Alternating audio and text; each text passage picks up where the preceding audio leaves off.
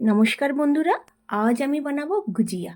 যে গুজিয়া আমরা ভগবানকে দিই প্রসাদ হিসাবে, আবার অনেক সময় কৃষ্ণকেও দিতে পারি। সমস্ত ভগবানকে আমরা দিই গুজিয়া, প্যাড়া, যে কোনো শুকনো মিষ্টি। আর এই মিষ্টি যদি ঘরেতেই সহজভাবে আমরা বানিয়ে ফেলি তাহলে তো কথাই নেই, দোকানের থেকে অনেকটাই ভালো, কারণ খুব ইজি রেসিপি। আর কিংবা যখনই মন চাইবে আপনাদের মিষ্টি খেতে আপনারা ঘরে বানিয়ে নিতে পারেন। তা চলুন রেসিপি শুরু করা যাক। প্রথমে আমি 1 বাটি গুঁড়ো দুধ নিয়ে নেব, আর তাতে আমি 1/2 বাটি দুধ নেব, এমনি নর্মাল টেম্পারেচারে থাকা দুধ নেব। প্রথমে আমি দুধটা দিয়ে দেব। দুধটা দিয়ে একটুখানি 1 থেকে 2 মিনিট নাড়াচাড়া করে নেব। এই দুধটা কিন্তু আমি যে 1/2 বাটি দিয়েছি, এইটা আমার 1 বাটি ছিল। এটাকে আমি আগে থেকে জাল দিয়ে একটু ঘন করে নিয়েছি। আমি ফুল ক্রিম দুধ ইউজ করি, আপনারা টোন মিল্কও ইউজ করতে পারেন। দেখুন আমি দুধটাকে আগে থেকে ঘন করে নিয়েছি। তারপরে 2 মিনিট আমি নাড়াচাড়া করে আস্তে আস্তে গুঁড়ো দুধটা দেবো, গ্যাসের ফ্লেমটা লো করে।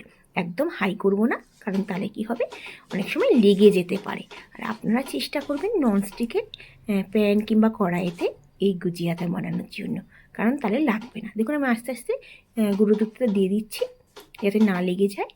এই গুজিয়া আমাদের ভীষণ পছন্দ, ছোটোবেলায় তো ভীষণ আমাদের ভালো লাগতো। এখনও পর্যন্ত আমি কলকাতায় যখন যাই আগে আমি গুজিয়া কিনি, আমি ওখানে ঠাকুরকে দিই। আমার দিদা এখন নেই, দিদার ইয়েতেও দিই আমি, যখন পুজো করি গিয়ে সকালবেলা দিদাকেও দিই, আর প্রসাদ হিসাবেও দিই। আর অবশ্যই আমি কিনে নিই, গুজিয়া কিনে খাই, এত ভালো লাগে। একটু মিষ্টিটা বেশি থাকে, খেতে দারুণ লাগে। এবং আমি যখন কলকাতা থেকে আগ্রাতে আসি তখন আমি গুজিয়া কিনে নিয়ে আসি। এই গুজিয়া কিন্তু অনেক দিন ফ্রিজে রেখে আপনারা খেতে পারেন। আমাদের এখানে বাঙালি মিষ্টি তো পাওয়া যায় না, তো আমি যখনই কলকাতায় যাই আমি কিনে নিয়ে আসি।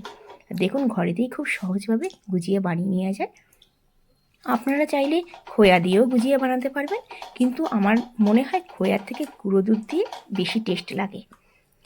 এবার দেখুন আমি নাড়াচাড়া করে দিচ্ছি, আর এই যে নাড়াচাড়াটা করবো এটা কিন্তু আমি লো টু মিডিয়াম গ্যাসেতে করব, আমি কিন্তু একদমই হাই করব না। হাই করলে কী হবে, একদম কিন্তু লেগে যাবে, এটা মাথায় রাখবেন। বেশিক্ষণ লাগবে না, 4 থেকে 5 মিনিটের মধ্যে গুজিয়া তৈরি হয়ে যাবে। এবার আমি চিনি দিয়ে দেব। আমি 2 চামচ হিসাবে চিনি দেব। আপনারা যদি একটু মিষ্টি বেশি খান তাহলে আপনারা সেই হিসেবে চিনি দিতে পারেন। দেখুন আমি যে বাটিটা গুঁড়ো দুধ নিয়েছিলাম সেই বাটিটা কিন্তু একদম ছোট, সেই ছোট বাটির হিসাবে আমি 2 চামচ চিনি দিয়েছি। পাউডার মিল্কটা কিন্তু এমনিতেই মিষ্টি থাকে, বাকি আপনারা মিষ্টি কম বেশি করতে পারেন। যদি চান যে মিষ্টি দেবেন না তাহলেও চলবে, আর যদি চান মিষ্টি বেশি দিতে তাহলে 2 চামচের জায়গায় 4 চামচ মিষ্টি দিতে পারেন। দেখুন আপনারা চেষ্টা করবেন চিনিটাকে পাউডার বানিয়ে দিতে। আমি এমনি চিনি দিয়ে দিয়েছি, পাউডার বানানো ছিল না, দিয়ে দিয়েছি।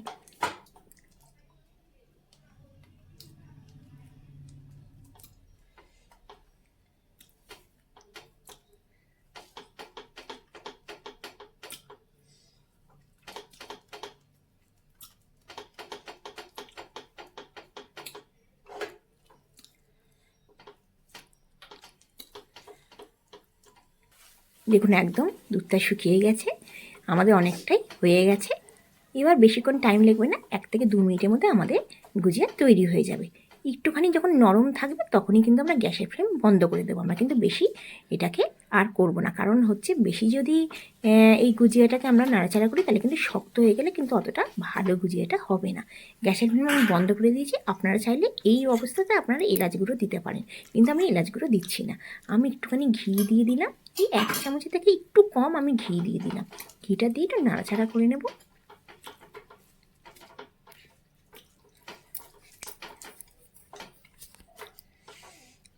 আমি এই ঘিটা দেওয়ার পর 30 সেকেন্ডের মতন আমি একটু নাড়াচাড়া করে গ্যাসের ফ্লেমটা আমি বন্ধ করে দেব।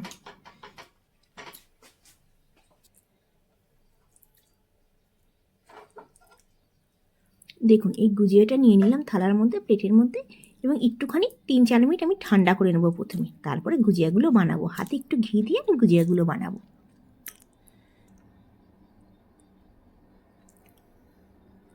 এই ডিজাইনটা ভীষণ সহজ, খুব সহজেই আপনারা ঘরেতে বানিয়ে ফেলতে পারেন। খেতে দারুণ লাগে, বানিয়ে ভগবানকে প্রসাদ হিসাবে দিতে পারেন। আমাদের এখানে আগ্রাতে গুজিয়া কিংবা প্যাড়া মথুরা বৃন্দাবনে পাওয়া যায়, এখানে প্যাড়া খুব ভালো পাওয়া যায়, গুজিয়া তো পাওয়া যায় না। তো গুজিয়া আমি প্রায় এরকম পাউডার মিল্কের গুজিয়া বানিয়ে আমি ভগবানকে প্রসাদ হিসাবে দিই। খুব সহজেই বানিয়ে ফেলতে পারবেন আর খেতে দারুণ লাগে।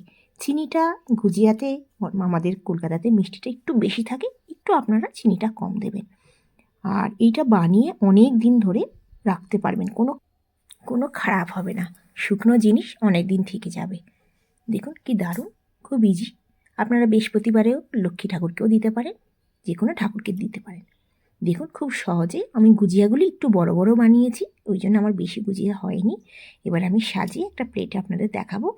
আজকের ভিডিওটা যদি আপনাদের ভালো লেগে থাকে অবশ্যই লাইক করবেন, শেয়ার করবেন, সাবস্ক্রাইব করবেন আমার চ্যানেলটিকে। যদি ভালো লেগে থাকে অবশ্যই কমেন্টসে জানাবেন আপনাদের কেমন লেগেছে। দেখুন আমি সাজিয়ে ফেলছি। এই গুজিয়েগুলো একটুখানি ঠান্ডা হয়ে যাওয়ার পরেই আপনারা ডিব্বাতে রাখবেন, মানে 1-2 ঘন্টা একটু বাইরে রাখবেন, তারপরে আপনারা কোনো ডিব্বাতে রেখে দেবেন। সঙ্গে সঙ্গে রাখবেন না, একটু শুকিয়ে গেলে রাখবেন। কারণ অনেক সময় কী হবে, এখন একটু নরম আছে, একটার সাথে একটা লেগে গেলে এটা কিন্তু ভেঙে যেতে পারে। দেখুন দেখতে কি দারুণ লাগছে। অবশ্যই ঘরে বানাবেন আর কমেন্টসে জানাবেন পারফেক্ট হয়েছে কিনা। এটা ভীষণই সহজ রেসিপি, অবশ্যই পারফেক্ট হবে।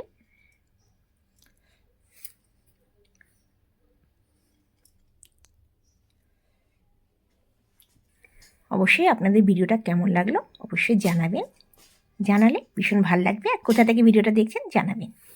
দেখুন কি সুন্দর লাগছে গুজিয়াগুলো। আজকের ভিডিওটা শেষ করছি। আপনারা ভালো থাকবেন, সুস্থ থাকবেন এই কামনা করে আজকের ভিডিওটা শেষ করছি। আবার আসবো নতুন ভিডিও নিয়ে। Bye bye.